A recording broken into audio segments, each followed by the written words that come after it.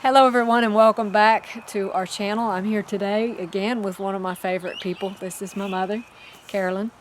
And I have had a number of people ask me to please do a video on how to do fomentation treatments.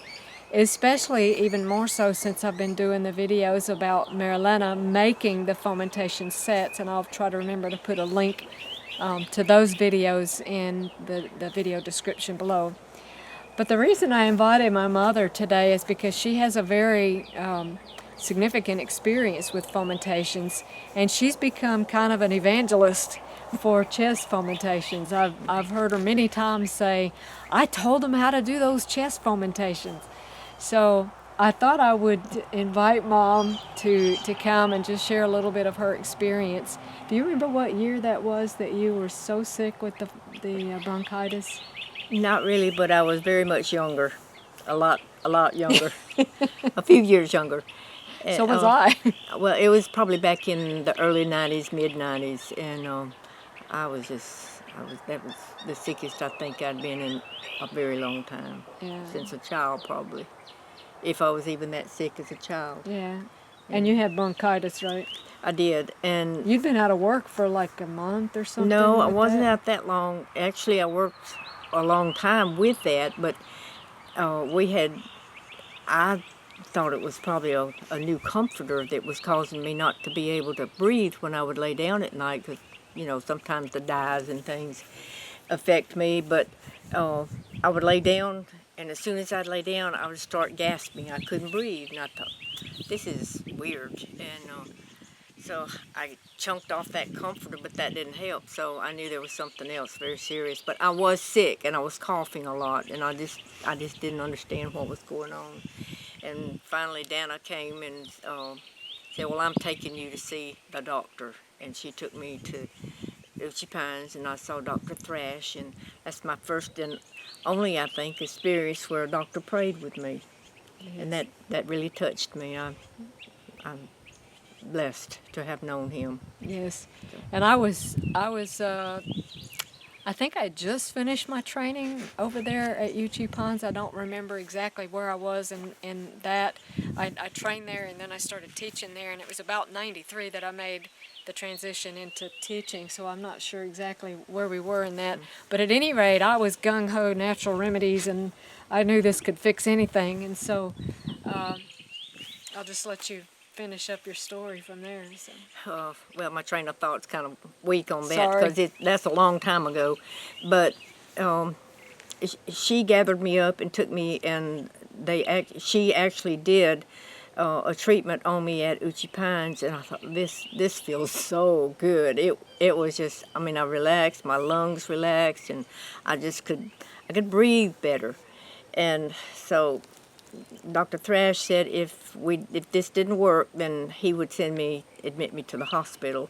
And I thought, well, this has got to work because I just don't really want to go in the hospital. And Dana started doing aggressive treatments on me, and we did that 3 times a day, 3 rotations 3 times a day.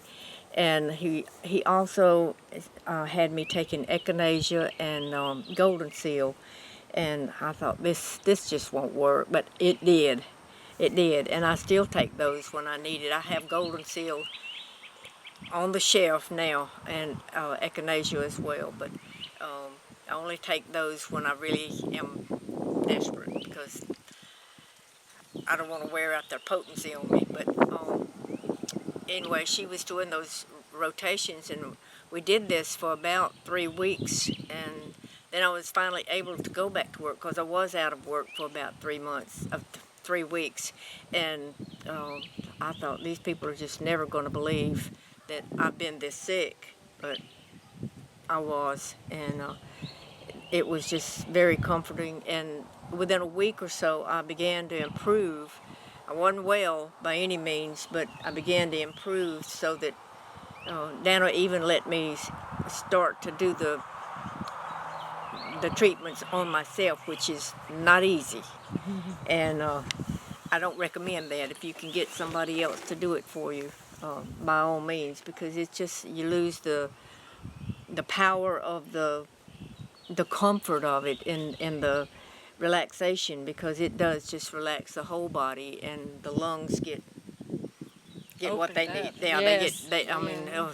it's just great. I really, and I tell a lot of people, I have through, since then, shared that with a lot of people, and some receive it and some don't. So, Well, the treatment that we're talking about, as I mentioned a few minutes ago, is chest fomentations. And you can use fomentations on the abdomen and other places of the body, but we're specifically speaking now of doing it on the chest for lung issues. And basically what we're doing here is we're creating, in order to have perfect health or good health, you have to have good blood flow, good circulation. And so when you do this chest fomentation, you're creating like a pumping effect of the blood flow in the lungs, so that you're bringing that fresh blood, you're pushing out the toxins, you're opening up everything in there. Plus you're also increasing the white blood cell count in that area. So it's a very powerful treatment. And what do you say we show the people how to do it? You want to help me with that? no. Oh, We can do it discreetly. well. Whatever. Okay, I'm getting set up to do the Russian steam bath demonstration for you. If you remember the video on the Russian steam cape that Marilena is making, I'm using the Russian steam cape to pad the bed so that I don't get the bed wet when I do the treatment, and I have a towel on the pillow. So now I'm getting set up for my patient to arrive, and what I'm going to show you is it's just a dry run. I'm not doing an actual treatment, so my fomentation pads are actually dry, and my kettle does not have water in it, but I'll explain it and you can get the idea of how to do this. Now, this fomentation pad, there is a fomentation pad in here, okay? You can see. I don't have the wolves that Marilena made, but I do have the pads. This is for the spine to help heat the patient, but you can't let a person lay down just on this. You need to pad it. So I'll put a towel on top of that, doubled over, just 2 layers of towel.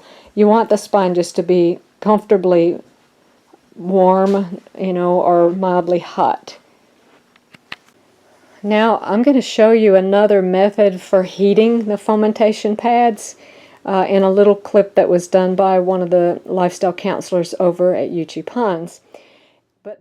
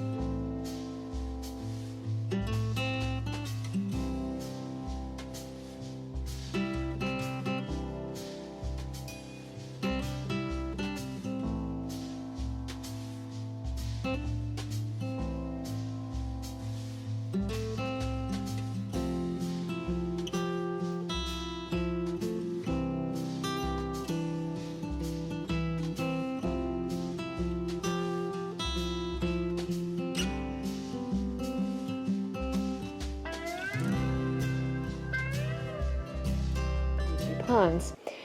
But this is the method that I like to use, and that is the steam kettle. This is just a regular canning kettle that you can use to do water bath canning. And I have, I'll show you in the bottom, I have the little thing that comes for canning in there.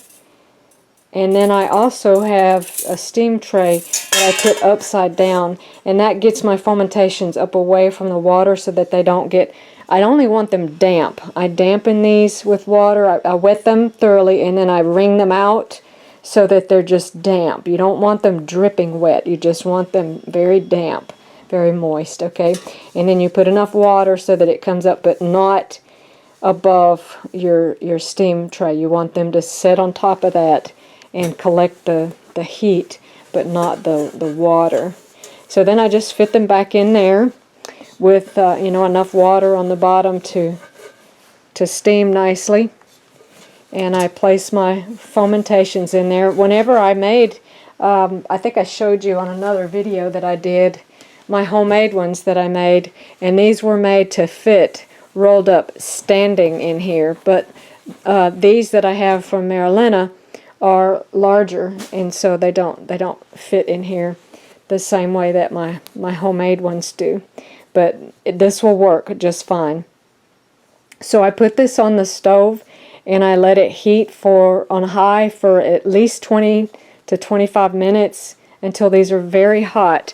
And when you handle them, these are not just regular rubber gloves. They have a lining in them, and I can actually handle these fomentation pads when they're very hot with these gloves. I can handle them for a couple of minutes before my hands start getting too hot.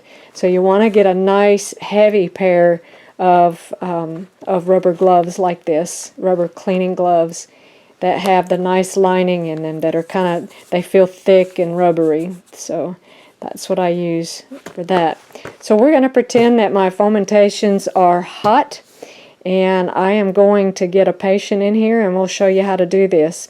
But before I do, I want to mention that when you do this treatment, the fomentation treatment, you can either do it with or without the hot foot bath. Now what I'm going to show you is without the hot foot bath, because we're kind of in a time crunch right now and I'm trying to get this video done and uploaded. But there are other videos on YouTube that show how to do it with the hot foot bath. But basically you just have a large basin at the foot of the bed, and you put the person's feet in the hot water. You have to bend their knees a little bit. That is a big reason why you put the plastic lining under your sheet. I put a sheet down and then I have a blanket on top of it. I'll show you in just a minute. You do that also to collect the sweat, because a person will sweat. So let's get started. Okay, you can see my patient has arrived, and she's right now sitting on that fomentation, and then she's going to lay back and her spine will land right on that fomentation.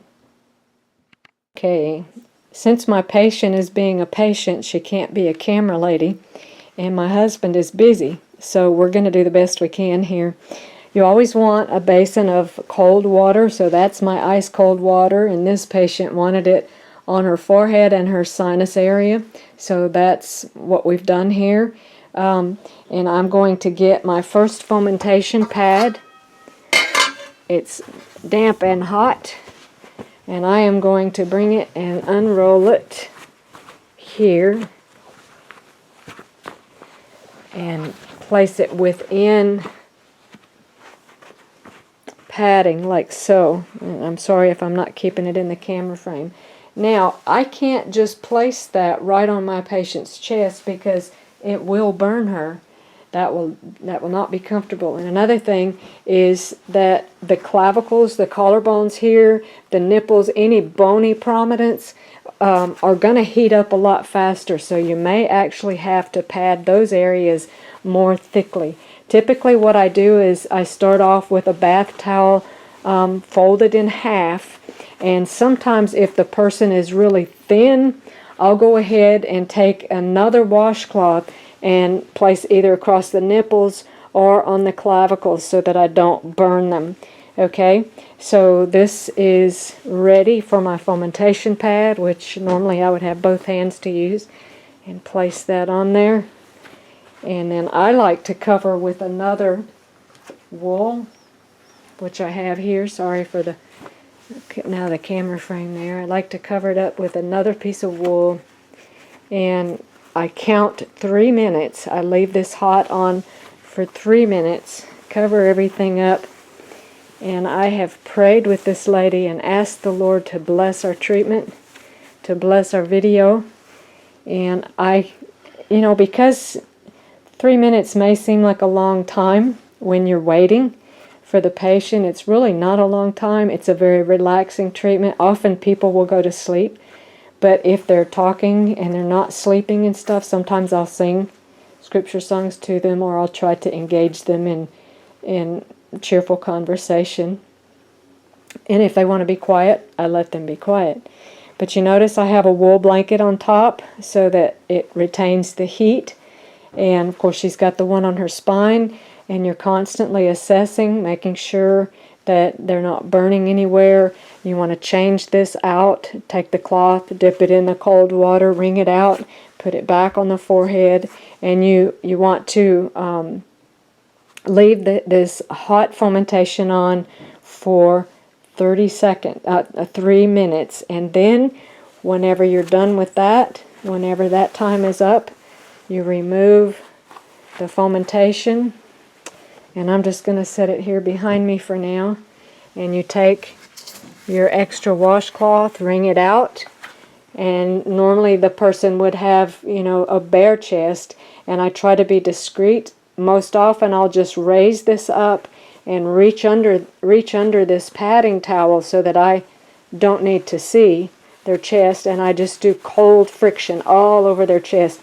Often this will take the person's breath initially, but as they heat up, it gets better. So after you do the cold like that, then you're going to need to take another towel or washcloth, dry the chest, replace the padding, and come back with another fomentation, 3 more minutes, and then you do the cold for 30 seconds, come back with another fomentation. You can do as many exchanges as you think you need to. Typically I'll do anywhere from 3 to 5 exchanges on this, and you always end up with cold, okay? And if you have the person's feet in the hot foot bath, you want to do the same. You want to lift the feet gently out of the water, pour cold water, dry them off, have the person rest here for a little bit, and once they've rested, they can get up and shower and wash the toxins off their skin. You don't want them to just sit up right away after this treatment, because they can get a little bit dizzy. And then they shower, and it's really ideal for them to lie down and rest for about another half hour or so. So that's the basics of how to do the fomentation treatment. And if you have any questions or comments, feel free to put them in the description below. I know that there are more thorough videos on YouTube, but like I said, I've had a lot of people ask me to please do a video, and so I wanted to comply with the request and just encourage you to get what you need. Get your fomentation pads, get your wools. This is a good one that you can use if you need, if you have someone like my patient here who is small statured. This one would work for the chest, and you could even use it for the belly. And even on the spine, really, for this person, it's a little wider than it needs to be for that. But at any rate, that's basically how to do the fomentation. I'll put a link to the fomentation pad video, and also to my hydro kit video that I did showing the things that are in my hydrotherapy kit. And that's it. We'll see you on the next video. Boo. Are you ready? I'm ready. Okay, let's go, Mom. All right, honey.